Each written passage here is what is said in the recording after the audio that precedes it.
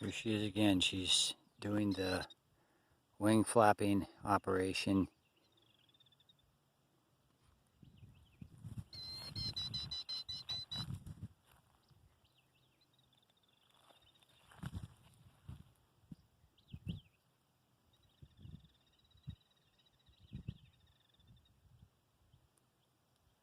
Now, we're not here to startle her. We're just coming down to the shoreline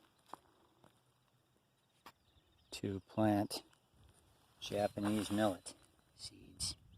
Sow these seeds all along the shoreline. The bird has come all the way over here. You see what she's doing? She's trying to lure me away. She's acting like she's wounded with the wings like that. So she's very smart, seeking to lure the predator away from the baby chicks.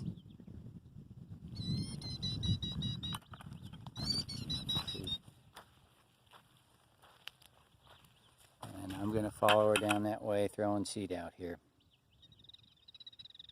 I'm turning the camera off.